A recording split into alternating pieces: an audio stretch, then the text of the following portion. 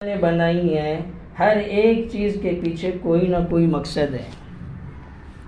اسی طرح اللہ نے جانوروں کو بنایا، جنات کو بنایا، انسانوں کو بنایا، ملائکہ کو بنایا۔ ان ساروں کو بنانے کے پیچھے بھی اللہ کا ایک مقصد ہے۔ خصوصاً انسان اور جنات کو بنانے کے پیچھے اللہ کا ایک مقصد ہے۔ اللہ تعالیٰ کلام پاک میں ایک جگہ فرما رہے ہیں کہ ہم نے انسانوں اور جناتوں کو خالص اپنی عبادت کے لیے پیدا کیا ہے، کہ اس کا دوسرا کوئی کام نہیں، بس وہ عبادت میں رہے، انسان بھی اور جنات بھی۔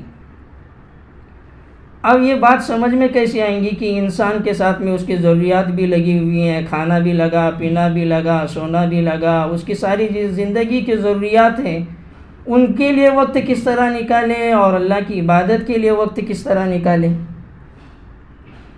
تو اللہ تعالیٰ نے اس کے لیے ایک طریقہ بتلایا کہ تمہارے لیے ایک نمونہ بھیج رہا ہوں، وہ میرے نبی ہیں، ان نبی کے طریقے پر تم زندگی گزارو۔ اگر ان کے طریقے پر تم کھانا کھاؤ گے، تمہاری ضرورت پوری کرو گے، تو وہ کھانا کھانا بھی تمہارا دین میں لکھا جائے گا، عبادت میں لکھا جائے گا۔ انہی کے طریقے پر آرام کرو گے تو تمہارا سونا بھی عبادت میں لکھا جائے گا۔ ان کے طرح چلو گے پھرو گے تو چلنا پھرنا بھی تمہارا عبادت میں لکھا جائے گا۔ ان کے طرح ہر چیز جو بھی انہوں نے کی ہے، جو تمہاری ضروریات ساری زندگی کے اندر پیدا ہونے سے لے کر قبر کے گڑھے میں جانے تک سارے کے سارے طریقے بتلا کر گئے کہ ان طریقوں پر اپنی زندگی گزار کے آ جاؤ، تمہارا ہر عمل دین سمجھا جائے گا۔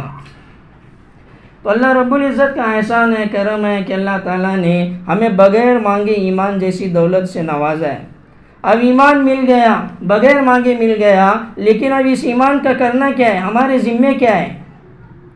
ہم نے کلمہ تو پڑھ لیا کہ لا الہ الا اللہ محمد رسول اللہ صلی اللہ علیہ وسلم۔ اب اس کلمے کے پڑھنے کے بعد اس کا تقاضا کیا ہے؟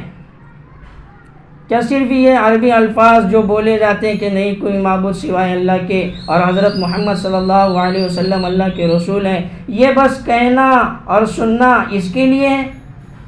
حالانکہ نہیں، یہ زبان ایمان کے بولتے ہیں نا، دو شاخیں ہیں، ایک زبان کے، ایک اقرار باللسان اور ایک اقرار بالقلب ہے۔ ایک زبان سے اقرار کرنا اس بات کا کہ نہیں کوئی معبود سوائے اللہ کے اور ایک حضرت محمد صلی اللہ علیہ وسلم اللہ کے رسول ہیں، اس بات کو دل کے اندر بٹھانا کہ ہاں کوئی نہیں معبود سوائے اللہ کے، اور ایک اکیلا اللہ ہے جو ساری دنیا کو چلاتا ہے، ساری دنیا کو بگاڑے گا۔ ایک وقت آیا ہے اللہ نے جس نے ساری دنیا کو بنایا ہے، ایک وقت اللہ یہ لائے گا کہ ساری دنیا کو توڑ پھوڑ دے گا۔ یہ ہمارے دل کا یقین بن جائے، دنیا کے اندر ہونے والی ہر ایک چیز، چاہے وہ ہمارے مرضی سے ہو، چاہے وہ ہمارے مرضی کے خلاف ہو، جو بھی ہو رہا ہے ہمارے زندگی کے اندر وہ ایک اللہ کر رہا ہے، اس بات کا یقین ہمارے دلوں میں آ جائے۔ زبان پر ہے کہ ہاں چلو اللہ کر رہا ہے، لیکن دل اس بات کے اوپر مطمئن نہیں ہے کہ کرنے والی ذات اللہ کی ہے۔ اسی کے لیے محنت ہے کہ ہمارے دلوں کا یقین یہ ہم بنا لیں کہ سارے غیر، جتنا غیر سے ہوتا ہوا نظر آ رہا ہے، جتنا اسباب سے ہوتا ہوا نظر آ رہا ہے، اس کی ہمارے دلوں سے نفی کرے۔ ہمیں نظر آ رہا ہے کہ بھینس دودھ دے رہی، لیکن یقین یہ بنانا وہ سامنے ایک سبب ہے، لیکن اس دودھ کو دلانے والا اللہ ہے۔ ہمیں نظر آ رہا ہے بادل سے بارش برس رہی، لیکن اس بارش کو برسانے والا اللہ ہے۔ ہمیں نظر آ رہا زمین سے غلہ اگ رہا، لیکن اس غلے کو اگانے والا اللہ ہے۔ ہمیں نظر آ رہا ڈاکٹر کی دوائی کھانے کے بعد شفا مل رہی، لیکن اس شفا کو دینے والا اللہ ہے۔ ہر چیز دنیا کے اندر اللہ تعالیٰ کی محتاج ہے۔ جبرائیل علیہ السلام سارے نبیوں کے پاس پیغام لے کر آتے تھے، وہ پیغام لے کر آنے کے لیے اللہ کے محتاج، میکائیل بارش اور رزق کے پہنچانے کے لیے اللہ کا محتاج، اسرافیل سور پھونکنے کے لیے اللہ کا محتاج، ملک الموت روح نکالنے کے لیے اللہ کا محتاج، بارش برسانے کے لیے بادل اللہ کے محتاج، سورج گرمی دینے کے لیے اللہ کے حکم کا محتاج، چاند ٹھنڈک دینے کے لیے اللہ کے حکم کا محتاج۔ دنیا کے اندر جتنی چیزیں نظر آ رہی ہیں، چاہے وہ سمندر ہو، چاہے وہ مچھلیاں ہو، چاہے وہ جانور ہو، چاہے وہ درندے ہو، چاہے وہ چرندے ہو چاہے وہ پرندے ہو، ہر ایک چیز اللہ کے حکم کی محتاج ہے۔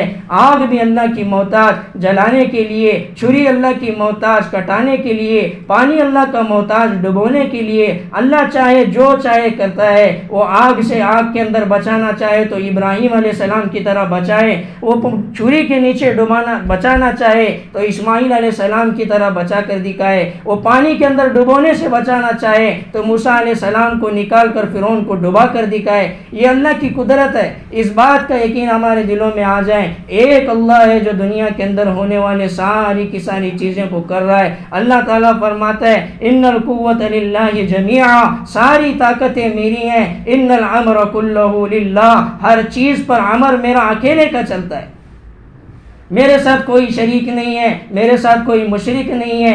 تم کہتے ہو کہ میرا کوئی بیٹا ہوگا، میری کوئی بیوی ہوگی، اللہ صاف کلام پاک کے اندر کہہ رہا ہے کہ قل هو اللہ احد، میں اکیلا ہوں، لم یتخذ صاحبا، میری کوئی بیوی نہیں، ولا ولدا، میرا کوئی بچہ نہیں، اللہ تنہا اکیلا ہے، وحدہ لا شریک ہے، اس کا کوئی شریک نہیں، ہر ایک چیز کے اوپر اللہ کا امر چلتا ہے۔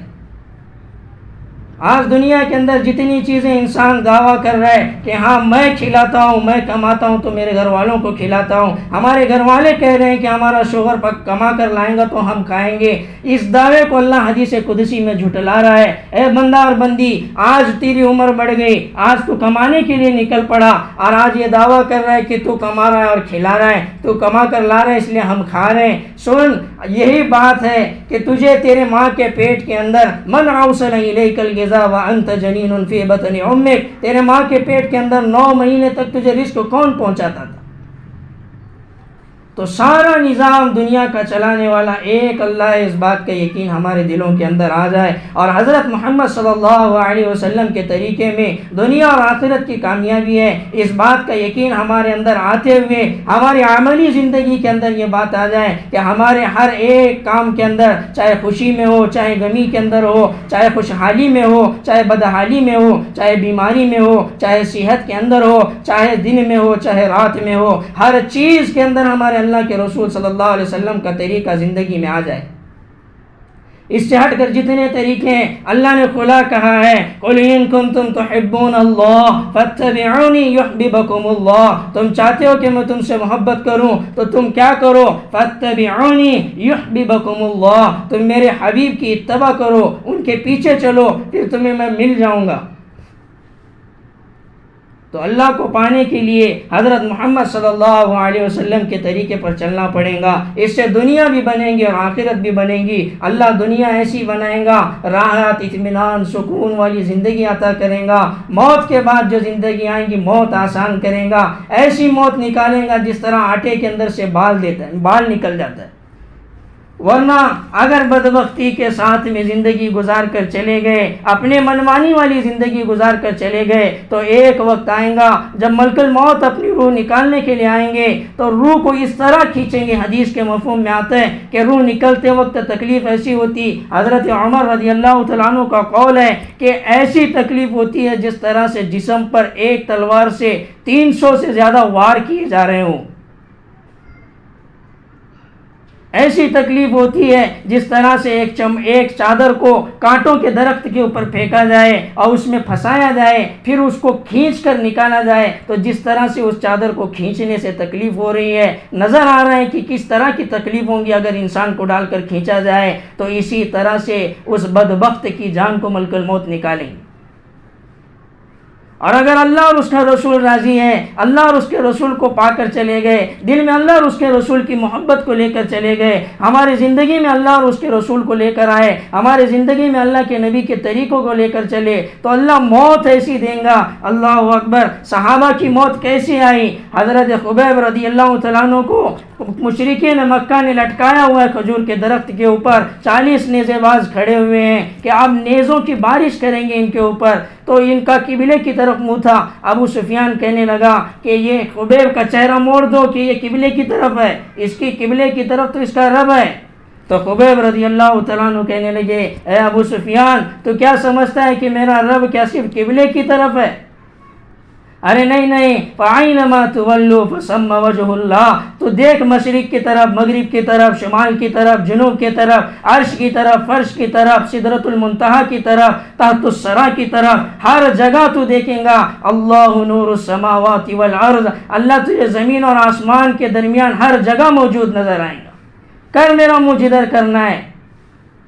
موت کا وقت قریب آیا، نیزہ لگا، اللہ کے پاس دعا کر کر کہہ رہے ہیں اے اللہ میں میرے نبی سے دور ہوں، میرا سلام اپنے نبی تک پہنچا دے، السلام علیکہ یا رسول اللہ۔ اللہ کے رسول صلی اللہ علیہ وسلم مسجد نبوی کے اندر بیٹھے ہیں، اچانک جبریل آئے اور کہنے لگے یا رسول اللہ آپ کا غلام خبیب آپ کو سلام پیش کر رہا ہے۔ اللہ کے نبی صلی اللہ علیہ وسلم کی آنکھوں میں آنسو آ گئے اور کہنے لگے علیک السلام یا خبیب، علیک السلام یا خبیب، خبیب تم پر سلامتی ہو۔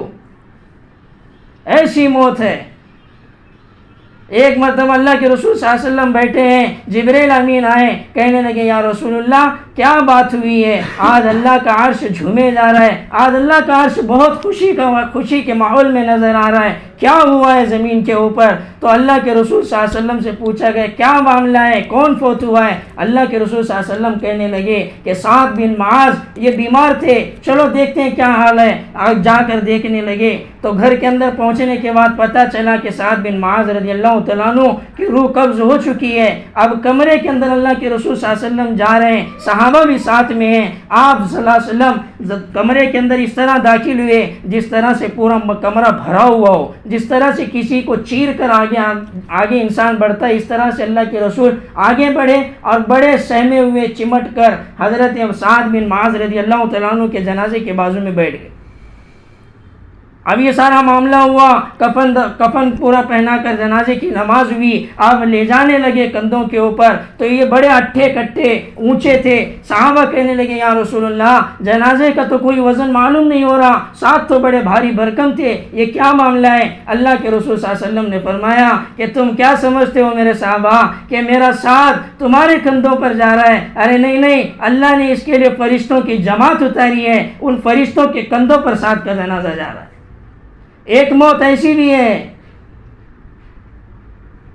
کہ سکون والی موت مر کر جا رہے ہیں۔ صحابہ نے پوچھا یا رسول اللہ کمرے میں تو کوئی نہیں تھا، آپ اس طرح سے گئے جس طرح سے کمرہ بھرا ہوا ہے۔ اللہ کے رسول صلی اللہ علیہ وسلم کہنے لگے تم نہیں دیکھ سکتے وہ جو میں دیکھتا ہوں، میں نے دیکھا کہ پورا کمرہ فرشتوں سے بھرا ہوا ہے، ایک فرشتے نے اپنے پر کو سکیٹ لیا ہے اور پھر میں جا کر اس جگہ پر بیٹھا ہوں۔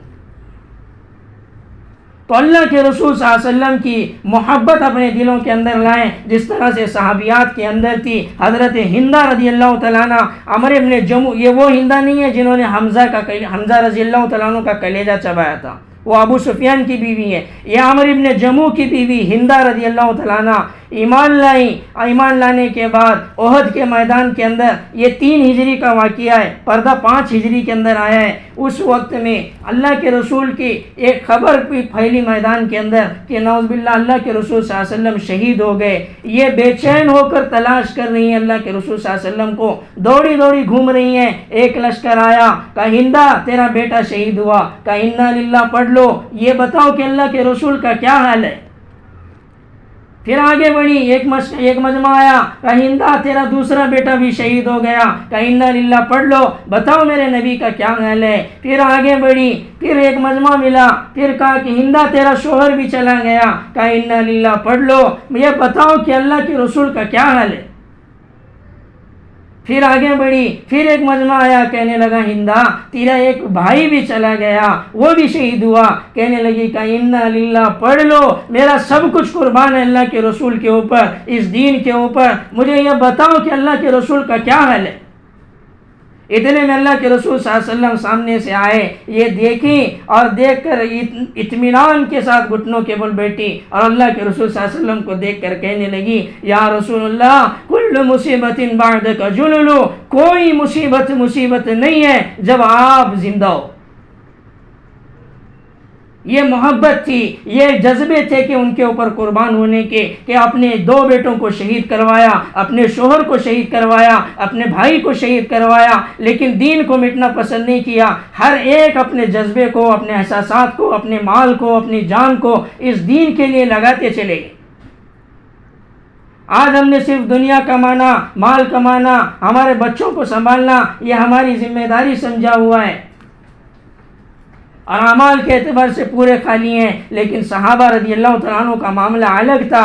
اللہ کے رسول صلی اللہ علیہ وسلم نے جو محنت کی 11 یا 13 سال، یہ مال سے نکال کر اعمال کے اوپر ان کو کھڑا کیا۔ ایک عجیب مقدمہ اللہ کے رسول صلی اللہ علیہ وسلم کے عدالت میں چل رہا ہے کہ اللہ کے رسول صلی اللہ علیہ وسلم کے پاس صحابہ آئے، آپ نے ایک عمل بتلایا تو صحابہ کہنے لگے یا رسول اللہ جو آپ نے ہمیں عمل بتلایا وہ عمل تو امیر صحابہ بھی کرتے ہیں، ہم غریب ہیں ہم بھی یہ کر رہے ہیں، لیکن وہ مال بانٹ رہے ہیں اس لیے وہ ثواب کے اندر ہم سے آگے ہیں، ہمیں کوئی اور عمل بتلائیں۔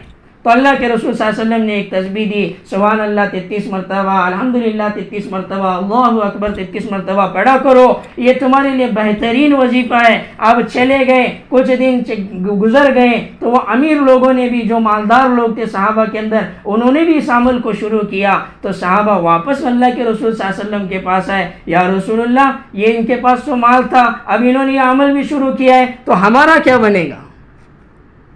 عجیب مقدمہ ہے۔ آج مال کی حرص و حوث سے ایسی گزری ہے کہ بھائی بھائی کو آگے بڑھنے نہیں دے رہا مال کے اندر، آج دنیا کے اندر پڑوسی کو آگے بڑھنے نہیں دے رہا مال کے اندر۔ کیوں ہے؟ کیونکہ مال کا یقین زندگی کے اندر آیا ہے۔ اللہ کے رسول صلی اللہ علیہ وسلم کا فرمان ہے کہ تمہیں دیکھنا ہے تو اپنے سے اونچے دیندار کو دیکھو، اپنی زندگی اس کے آگے لے جانے کے لیے رشک کرو۔ تم اس کے لیے رشک نہ کرو کہ کوئی تم سے زیادہ مال کماتا ہے تو تم اس سے زیادہ مال کماؤ، تم رشک کرو دین کے معاملے میں، تم رشک نہ کرو دنیا کے معاملے میں۔ تو صحابہ کا رشک یہ اعمال کی طرف تھا، مال کی طرف نہیں تھا۔ اس لیے جب کیسر اور کسریٰ کے تخت کے اوپر بیٹھے ہیں، سامنے تاج آ کر پڑا ہوا ہے، تو ٹھوکر مار کر کہتے ہیں ربیع بن عامر رضی اللہ تعالیٰ عنہ کہ اس کے سر پر رہ کر اسے عزت نہ دے سکا تو مجھ پر رہ کر کیا عزت دلائے۔ تبلیغ کرتے کرتے ایک عرصہ گزر گیا صحابہ کا، اعمال پر اتنا یقین آ گیا، ایک وقت آیا کہ دنیا کم ہو گئی، مال آنا کم ہو گیا، حالات آنے لگے، تو اللہ کے رسول صلی اللہ علیہ وسلم کے پاس جانے کا ارادہ کیا کہ صحابہ سارے مشورہ کر رہے ہیں کہ ہم اللہ کے رسول صلی اللہ علیہ وسلم کے پاس جائیں گے اور ایک نہر مانگیں گے جو مدینے سے ہو کر نکلتی ہو، تو ہمارے جنگلات کو پانی مل جائے گا، ہمارے باغات کو پانی مل جائے گا آسانی کے ساتھ۔ کنووں سے پانی نکالنا مشکل کام ہے، تو آسانی وہ پانی فراہم ہو، اس لیے ایک نہر مانگتے ہیں اللہ کے رسول سے کہ اللہ سے لے کر دے۔ کیا یقین ہوگا ان کا کہ اللہ کے رسول سے جا کر کہیں گے تو اللہ ہمیں نہر دے دیں گا، اللہ سے لینے کا کیا یقین ہوگا۔ دلوں کے اندر محبت اللہ اور اس کے رسول کی پیوست تھی، اس کے لیے اللہ کلام پاک کے اندر فرما رہے ہیں ارے تم نمازیں بہت لے کر آؤ گی، تم تہجد و تلاوت بہت لے کر آؤ گے، اعمال بہت لے کر آؤ گے، لیکن قیامت کے دن میں سب سے پہلے وَحُصِّلَ مَا فِي الصُّدُورِ تمہارے دلوں کو چیر دوں گا اور ان دلوں کے اندر دیکھوں گا کہ اس کے اندر کون بیٹھا ہوا ہے، اس کے اندر دنیا کی محبت ہے یا اللہ اور اس کے رسول کی محبت ہے، یہ چیر کر دیکھ لوں گا۔ تمہارا ہر حصہ گواہی دے گا کہ یہ کس سے محبت کرتا ہے۔ تو صحابہ نے یہ ارادہ کیا کہ ہم اللہ کے رسول صلی اللہ علیہ وسلم سے جا کر کہیں گے کہ ہمیں ایک نہر فراہم کی جائے، اللہ سے ایک نہر مانگ کر دی جائے۔ تو نکلے ہیں، اللہ کے رسول صلی اللہ علیہ وسلم نے انصار صحابہ کو آتے ہوئے دیکھا تو اللہ کے رسول صلی اللہ علیہ وسلم نے پہلے ہی بتلا دیا کہ اے میرے صحابہ آج تمہیں جو مانگنا ہے مانگ لو، میں اللہ سے لے کر دے دوں گا۔ اب جب اللہ کے رسول صلی اللہ علیہ وسلم یہ بات کہہ رہے ہیں تو صحابہ رضی اللہ تعالیٰ عنہ پریشان ہوئے، بولے اب کیا مانگے؟ آئے تو تھے نہر مانگنے، آئے تو تھے دنیا کا سودا کرنے، اب کیا مانگے ان کے پاس؟ تو سب نے مشورہ کیا، تو مشورہ کرنے کے بعد کہنے لگے بھئی دیکھو یہ دنیا کے اندر فنا ہونے والی نہر ہے، یہ مال جو آئے گا وہ دنیا کے اندر فنا ہو جائے گا، اب ہم کیا کریں؟ تو کہنے لگے سارے صحابہ کا مشورے میں فیصلہ یہ ہوا کہ اللہ کے رسول صلی اللہ علیہ وسلم سے کہو کہ ہماری مغفرت کی دعا کریں۔ اللہ کے رسول صلی اللہ علیہ وسلم سے کہا کہ یا رسول اللہ ہمارے لیے مغفرت کی دعا کریں، تو اللہ کے رسول صلی اللہ علیہ وسلم نے فوراً ہاتھ اٹھایا اور کہنے لگے اللہم اغفر للانصار، اے اللہ میرے انصار کی مغفرت عطا فرما۔ صحابہ خوش ہو گئے۔ پھر اللہ کے نبی صلی اللہ علیہ وسلم خاموش نہیں بیٹھے، پھر آگے فرمایا وَلِأَبْنَاءِ الْأَنصَارِ، اے اللہ ان کے بچوں کی مغفرت عطا فرما۔ پھر آگے فرمایا وَلِأَبْنَاءِ أَبْنَاءِ الْأَنصَارِ، اے اللہ ان کے پوتے اور پوتیوں کی مغفرت عطا عطا فرما، ولی ازواج الانصار ان کی بیویوں کی مغفرت عطا فرما، ولی جیران الانصار ان کے پڑوسیوں کی مغفرت عطا فرما، ولی موالی الانصار ان کے غلاموں کی بھی مغفرت عطا فرما۔ جب اعمال سے لینے کا یقین آ جائے گا، جب اعمال سے ہونے کا یقین آ جائے گا، تو انسان دنیا کے ہر کام کو ترجیح نہیں دے گا، بلکہ دنیا کے ہر کام کے اوپر دین کے کام کو ترجیح دے گا۔ آج ہمارا معاملہ ایسا ہو رہا ہے، مہمان آ رہے، نماز قضا ہو رہی ہے، گھر کے اندر کھانا بنایا مہمان کے لیے، کھانے بنانے میں وقت گزر رہا ہے، ان کی نماز ادھر قضا ہو رہی ہے۔ ارے بے نمازی کے ہاتھوں سے بنا ہوا کھانا کیا وہ برکت والا ہو سکتا ہے؟ کما کر بہت گھروں کے اندر لایا جا رہا ہے، لیکن برکتیں کہاں چلی گئی؟ کیونکہ نماز کے اندر جان نہیں، نماز کے اندر دھیان نہیں، ہماری نماز وقت پر نہیں ہو رہی۔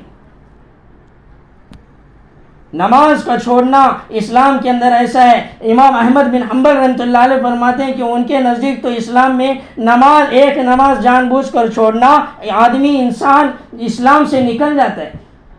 اللہ کے رسول صلی اللہ علیہ وسلم نے فرمایا، نماز کا اسلام میں یہ درجہ ہے جس طرح انسان کے جسم میں اس کے سر کا درجہ ہے۔ بغیر سر کا انسان دنیا میں کہیں نظر نہیں آ سکتا۔ کیا مطلب؟ بغیر سر کا انسان زندہ رہ نہیں سکتا۔ اسی طرح سے بغیر نماز کے اسلام زندہ ہماری زندگیوں میں نہیں رہ سکتا۔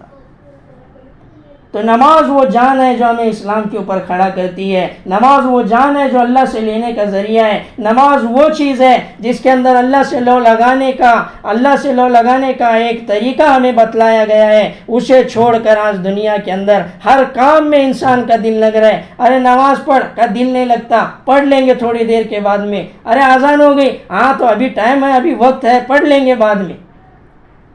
اسی کوتاہی میں شیطان نے ایسی غفلت میں ڈالا ہوا ہے کہ نماز کا خیال نہیں، اور ہر وقت کاموں میں ایسے مگن کرا دیا ہے کہ نماز کو چھوڑ کر سارے کام ہمارے گھر کے اندر برابر ہو رہے ہیں۔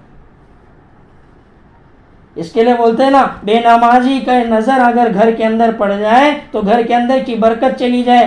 یہ تو بہت دور کی بات ہے۔ جس گھر میں بے نمازی رہ رہے ہوں اس گھر کا کیا حال ہوگا؟ اس گھر میں کہاں سے برکت آئی؟ پھر وظائف پوچھتے ہیں کہ گھروں کے اندر برکت نہیں ہے، وظیفہ بتلائیں۔ نماز نہیں پڑھ رہی اور منزل کا عمل کر رہے ہیں، نماز نہیں پڑھ رہے اور بڑے بڑے وظائف کر رہے ہیں۔ یہ وظائف کچھ کام نہیں دیں گے اس نماز کے بغیر۔ تو اس کے لیے ہمارے زندگی کے اندر نماز کے ساری صفات کے ساتھ، نماز سارے کے سارے اذکار کے ساتھ، نماز پورے کے پورے دھیان و توجہ کے ساتھ، ہمارے نماز پورے خشوع اور خضوع کے ساتھ ہم روزانہ ادا کرنے والے بنے۔ 5 وقت کی نماز ہم پر فرض کی ہے۔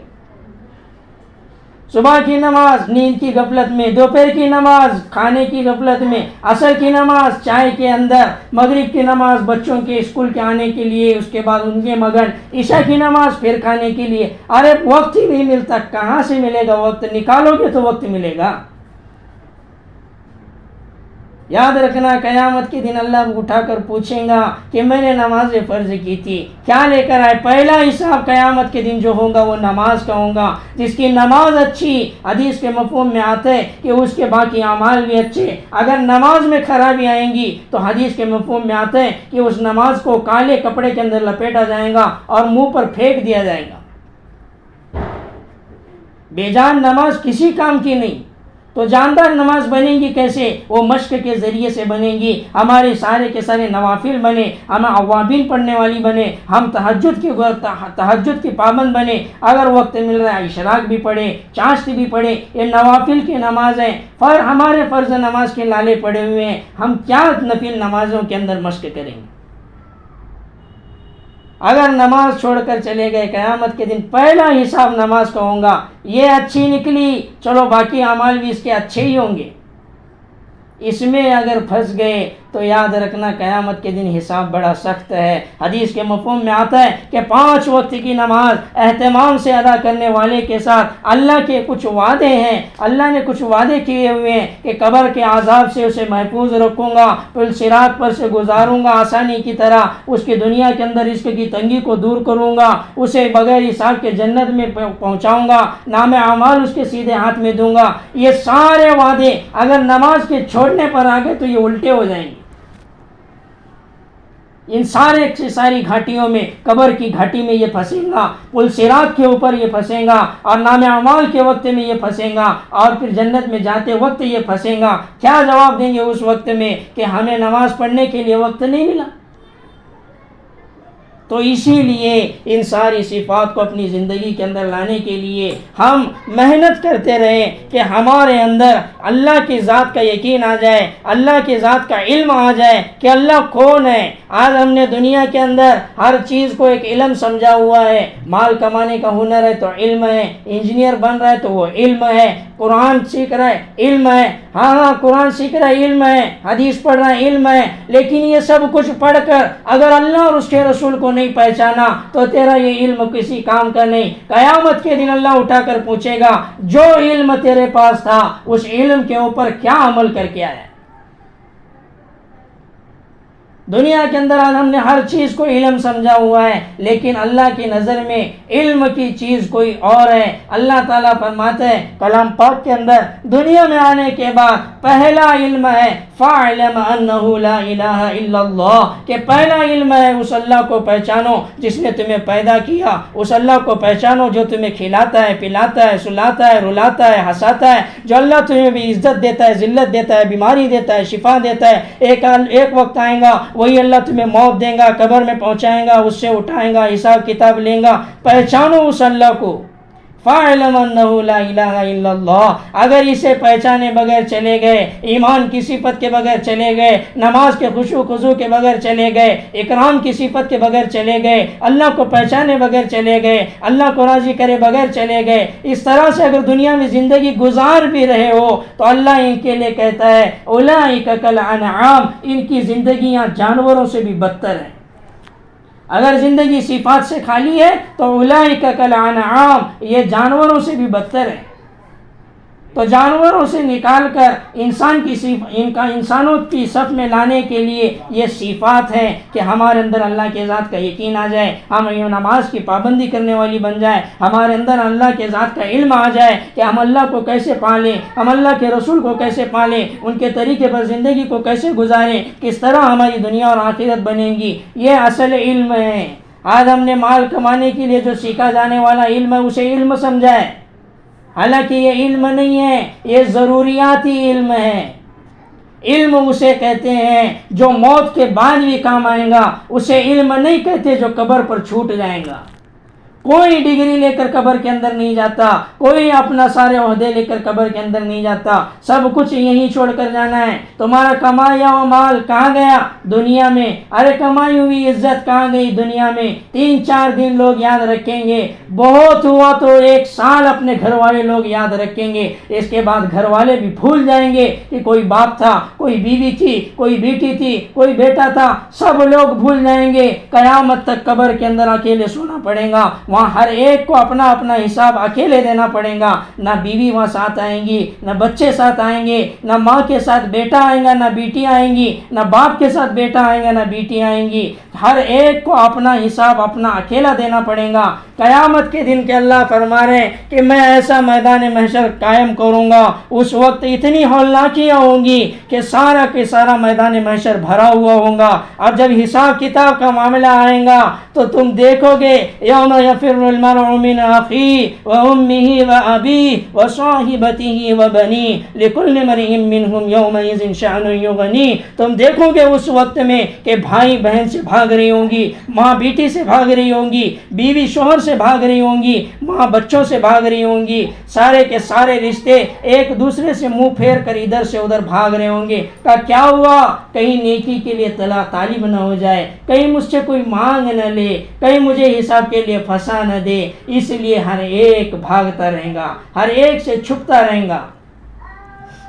ارے تمہاری وہ محبت کیا گئی؟ آج اس ماں کو بلاؤ جس ماں کے لیے تم نے دنیا کے اندر حرام کام کو کمایا، حرام مال کو کمایا اور لا کر کھلاتے رہے۔ ان بچوں کو بلاؤ جن بچوں کے لیے دنیا کے اندر حرام مال کمایا اور گھر کے اندر لا کر کھلایا اور پلایا اور اس سے ان بچوں کو پورا کیا۔ ان بچوں کو بلاؤ جن بچوں کے لیے تم نے دوسروں کے گھروں کو اجاڑا اور اپنے گھر کو سنوارا۔ ان بچوں کو آج بلا کر کہہ دو کہ اے میرے بیٹے، اے میری بیٹی، آج ایک نیکی مجھے دے دے، ایک میرا گناہ اپنے ذمے لے لے۔ اللہ کہتا ہے کہ نہیں نہیں، یوم یفر المرء من اخیہ وامہ وابیہ، ماں بھی بھاگیں گی اور باپ بھی بھاگے گا، بھائی بھی بھاگے گی اور بہن بھی بھاگے گا، ہر ایک اپنے اپنے مگن ہوگا کہ میرا کیا بنے گا۔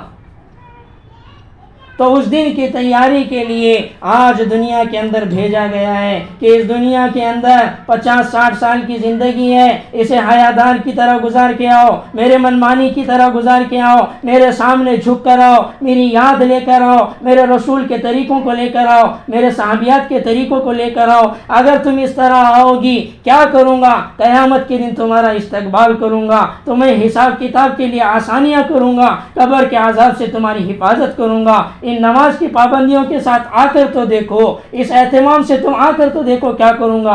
دنیا کی ساری مشکلات آسان کر دوں گا، قبر کی ساری مشکلات آسان کر دوں گا، پل صراط بجلیوں کی طرح پار کراؤں گا، حساب کتاب کے دن نام اعمال سیدھے ہاتھ میں دوں گا۔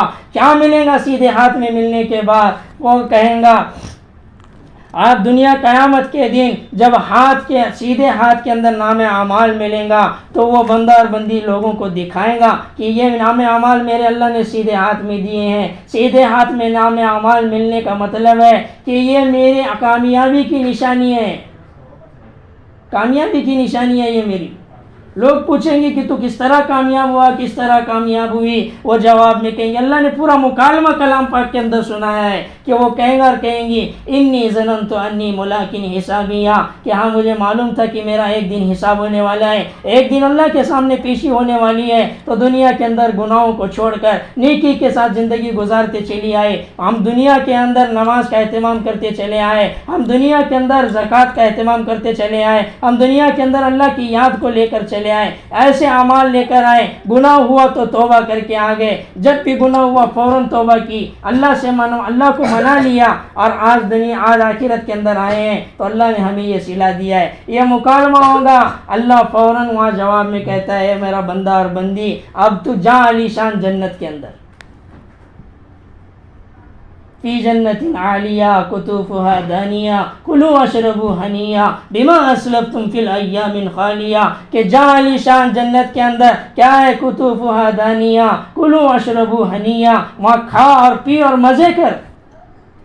تو یہ جنت میں جانا اتنا آسان سودا نہیں ہے، قیامت کے دن اپنے دلوں کو دکھانا پڑے گا اللہ کے سامنے کہ اس دل کے اندر کسے بٹھایا ہوا تھا، مال کی محبت تھی یا بچوں کی محبت تھی یا بیوی کی محبت تھی یا شوہر کی محبت تھی یا باپ کی محبت تھی، یہ قیامت کے دن دکھانا پڑے گا۔ حضرت یعقوب علیہ السلام اور یوسف علیہ السلام کا واقعہ بڑا طویل ہے، بس اس میں سے ایک مقصد بتلانا چاہتا ہوں کہ یعقوب علیہ السلام اور یوسف علیہ السلام کو اللہ نے جدا رکھا، 40 سال تک جدا رکھا۔ جب 40 سال کے بعد جدائی کو ہو گئے تو روتے روتے ایسا برا حال ہے یعقوب علیہ السلام کا کہ ان کی آنکھوں کی روشنی چلی گئی، ان کی بینائی چلی گئی، اور رو رہے ہیں کہ میرا ایک بیٹا تھا وہ چلا گیا، میرا ایک بیٹا تھا وہ لے لیا گیا، معلوم بھی نہیں ہے کہ وہ بیٹا ہے کہاں۔ اب ملاقات ہوئی، ایک وقت آیا جب مصر کا گورنر بنایا گیا تھا، وزیر بنایا گیا تھا، اس وقت میں اللہ نے ملاقات کرائی۔ تو ملاقات کے بعد اللہ نے کہا کہ یعقوب جانتا ہے تجھے اور یوسف کو کیوں جدا کیا تھا؟ تجھے اور یوسف کو اس لیے جدا کیا تھا کہ تو بھی نبی، تیرا بیٹا بھی نبی، تیرا باپ بھی نبی، اتنے نبی ہیں تم لوگ، اور تیرے بازو میں یوسف پڑا رو رہا تھا اور تو نماز میں تھا، اچانک تیرے دل میں خیال آیا کہ میرا بچہ کیوں رو رہا ہے، اس وجہ سے میں نے جدا کیا کہ تیرا باپ بھی نبی، تو بھی نبی، بیٹا بھی نبی، اور تو کھڑا ہے اور تیرا دھیان بیٹے کی طرف، تیرے دل میں محبت یوسف کی ہے اس اللہ سے زیادہ، اس لیے 40 سال تم دونوں کو جدا رکھا ہے۔ کیا مطلب؟ کہ دل کے اندر محبت صرف اللہ اور اس کے رسول کی آ جائے، ہمارے دلوں میں اللہ اور رسول کے علاوہ کوئی نہ ہو۔ اللہ کے رسول صلی اللہ علیہ وسلم ایک مرتبہ بیٹھے، حضرت عمر رضی اللہ تعالیٰ عنہ کہنے لگے یا رسول اللہ مجھے آپ میری مال سے زیادہ، میری پوری دولت سے زیادہ محبوب ہیں۔ تو اللہ کے رسول صلی اللہ علیہ وسلم کہنے لگے اے عمر سن، کوئی ایمان والا ایمان کے کمال درجے تک نہیں پہنچ سکتا جب تک وہ اپنی جان سے بھی زیادہ مجھ سے محبت نہ کر لے۔ تو حضرت عمر رضی اللہ تعالیٰ عنہ کہنے لگے یا رسول اللہ ہاں ہاں آج سے آپ کے اوپر میری جان بھی قربان، میری مال بھی قربان، میرا سب کچھ آپ کے اوپر قربان۔ ایک صحابی آئے یا رسول اللہ قیامت کب آئیں گی؟ اللہ کے رسول صلی اللہ علیہ وسلم سے پوچھا گیا یا رسول اللہ قیامت کب آئیں گی؟ تو وہ صحابی سے اللہ کے رسول نے سوال کیا بھائی تو قیامت کے لیے اتنا شوق کیوں رکھتا ہے؟ کیا تیاری کر رکھی ہے تو نے قیامت کے دن کے لیے؟ وہ صحابی کہنے لگے یا رسول اللہ کوئی ایسی خاص تیاری نہیں ہے، نہ میرے نفلیں ہیں نہ میرے روزے ہیں نفل، یا اللہ میرے نبی میں صرف نماز وقت پر ادا کرتا ہوں اور روزے رکھتا ہوں اور اپنے روزمرہ کے کاموں میں لگا رہتا ہوں بس، لیکن ایک بات ہے کہ آپ سے اپنی جان سے بھی زیادہ محبت کرتا ہوں۔ اللہ کے رسول صلی اللہ علیہ وسلم نے فرمایا کہ ہاں بس بس، جس کے ساتھ محبت کرو گے قیامت کے دن اسی کے ساتھ میں اٹھائے جاؤں گے، اور جو اللہ کے رسول صلی اللہ علیہ وسلم کے ساتھ میں اٹھیں گا اسے اللہ کے رسول صلی اللہ علیہ وسلم جنت میں لے جائے بغیر چھوڑیں گے نہیں۔ تو ہماری زندگی کے اندر اللہ کے رسول صلی اللہ علیہ وسلم کے طریقے آ جائیں، ہماری زندگی کے اندر اللہ کے ذات کا یقین آ جائے، اس کی یاد کے ساتھ زندگی گزارنے والے بنے، ہم اپنے مسلمانوں کے سارے حقوق ادا کرنے والے بنے، ہمارے گھر کے اندر کے حقوق، شوہر کے حقوق، بھائی کے حقوق، بہن کے حقوق اور سب جتنے ہمارے گھروں کے اندر رہ رہے ہیں ان سب کے حقوق ہمارے ذمے ہیں، تو ان سب کے حقوق کو ہم ادا کرنے والے بنے۔ تو اسی کی محنت کو، ان صفات کو سیکھنے کے لیے اللہ کے راستے کا خروج ہے۔ جب تک اللہ کے راستے میں نکلیں گے نہیں، جب تک ہم چلیں گے پھریں گے نہیں، اس بات کو بولیں گے اور سنیں گے نہیں، تب تک یہ زندگی میں آنے والی چیزیں نہیں ہیں۔ کیونکہ انسان کو ایک اللہ نے صفت ایسی رکھی ہے کہ جو چیز بار بار سنے گا، بار بار کہیں گا، اس چیز کو اللہ تعالیٰ دل کے اندر اتار دیتے ہیں۔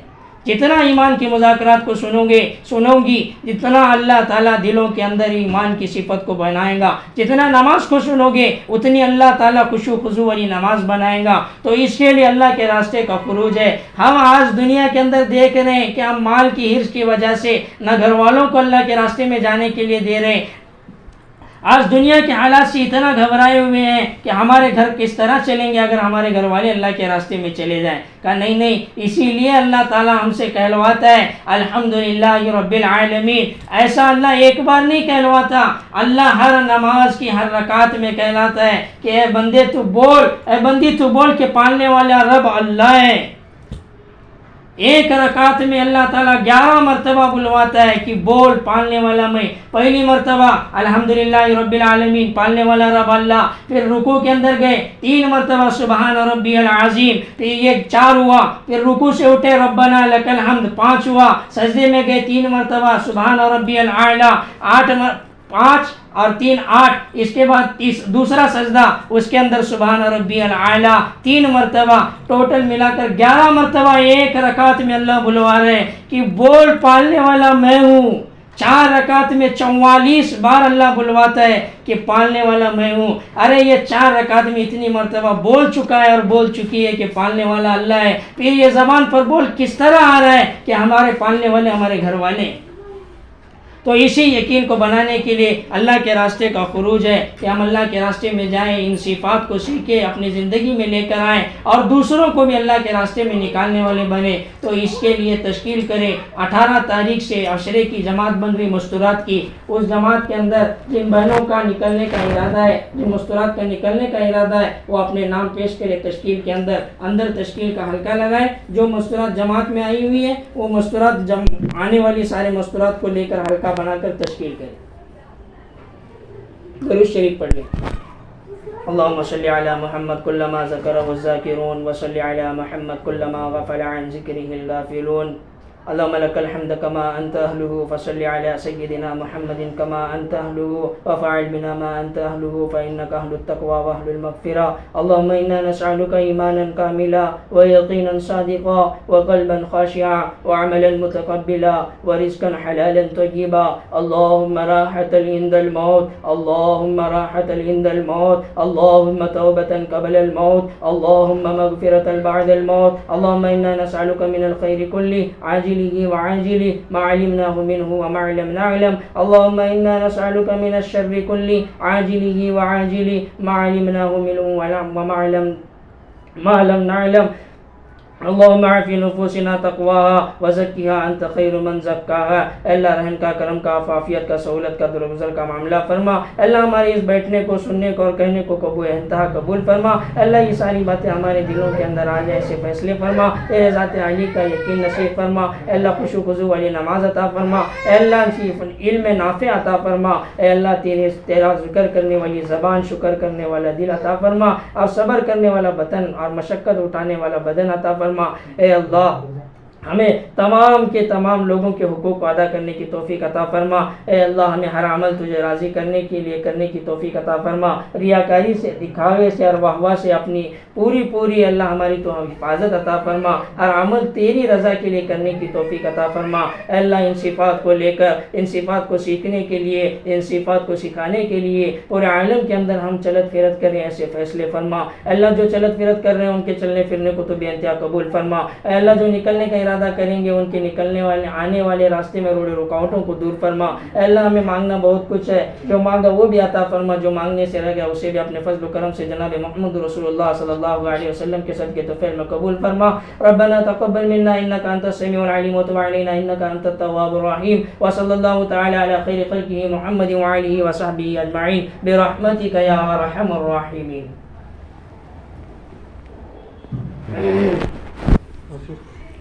Gracias.